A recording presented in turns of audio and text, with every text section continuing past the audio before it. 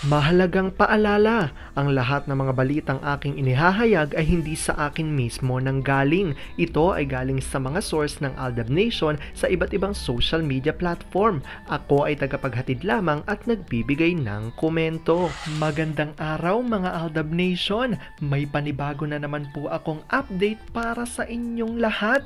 Pero bago natin ito umpisahan ay huwag niyo munang kalimutan na mag-subscribe sa aking YouTube channel at i-click mo na rin ang katabing bell button para maging updated ka sa mga latest videos na i-upload ko. At kapag umabot na ng 100,000 subscribers ang aking channel, ay may sorpresa ako para sa inyong lahat. Alam kong excited na kayo, kaya naman ngayon, umpisahan na natin ang ating kwentuhan. Ang pag-uusapan natin ngayong araw na ito kung saan utos raw pala kay Miss Sharon na tawaging Mrs. Atay Simeng nang ito nga ay nag-guest sa kanilang show. Kunyari pa raw na hinahanap si RJ ng mga taong ito na kung saan ang tatlong itlog na mga plastic raw ayon sa mga ADN.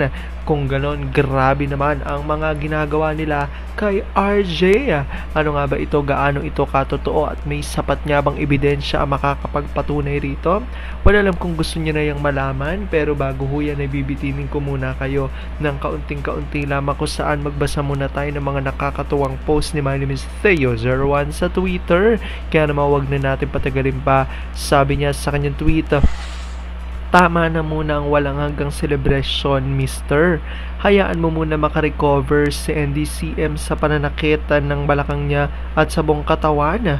Hindi yung bawat uwi mo gusto mong mag-charge agad ng CP kahit hindi pa naman lobat. Pakalmahin mo muna kasi masyado mong ginagamit. Pa, banding muna kami ng mga bata Kami dapat ang mag-bonding love para makabawi ako. Sa'yo si Playmate, akin si Baby Cute, okay? Ayaw ko sama. Sa akin si Baby Cute, isama mo ang masungit na yan. Mimi ako sama, wala bang sasama sa akin? Sige na kids, sasama tayong lahat kay Daddy, yehey! Aayaw-ayaw lang ang mga bata sa ama pero gustong gusto naman sumama.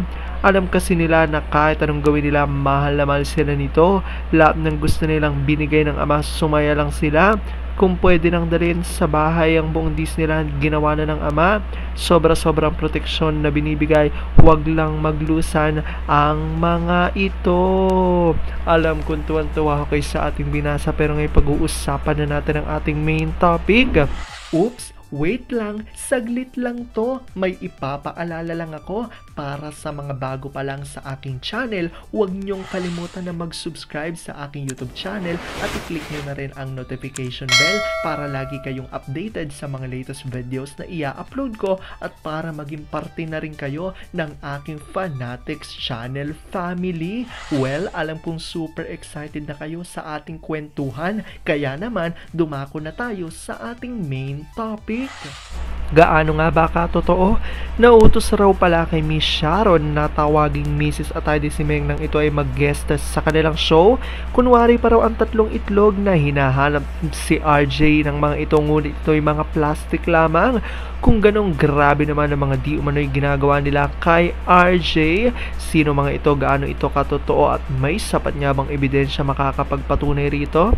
Wala alam kung gusto niyo na yung malaman at excited na kayo, kaya naman wag na natin patagalin pa. Una-una na nga dyan galing sa tweet ni Vampire 2019 at sabi niya nito, "Ano na 3 rotten eggs na ang show ay naging? Akala nyo iyak kami kasi tinawag ni Sharon Cuneta Simeng na Mrs. Atayde? Alam namin napakana nyo yun. Showbiz Tanong pang botox kung nasaan si Alden. Kayo atang ayaw siyang i-guess tapos iaas nyo pa? Ka-plastic nyo talaga, tumatanda kayong paurong. My hunch is hindi malaki ang kikitain ng MMFF this year gaya ng nakaraang taon. Halos lahat na mga kasali connected sa ZGOC at ang iba naman ay nakisari sa Z by mentioning our joke lab. Remember, ang name na yan ay may dalang curse. Hindi naman pwede magpadding ng X-Network, maging very obvious na pag ginawa nila yon. Ang bigat ng swerte ng GMA kahit wala ang malaking kalaban. At alam naman natin ang rason. Tandaan ng GMA, hindi silang nagpasikat kay Aldab. Ang Aldab at Aldab Nation ang naglagay kay Single sa tugatog. Ang alam lang ng mga cogar dyan sa GMA, ang paglalaway pag masisilayan si Single. Ask ko lang, nag-iipon pa bang Magna Kupit ng pera para pamparitoke sa Junakis? Sino ba nag-edit doon sa binyag ng anak ni Half Moon? Bakit hindi mo na i-edit yung peds ng editor nyo para hindi mo kang mustache monkey? At sabi naman dito, Nitwin Flame Australia, nawala na ang kinang at naging tae show na ang show ng 3 Rotten Eggs. Nawala pang dignidad nila at respeto sa kanila. Pasan-pasan ang bawat bangko kahit nadadapa.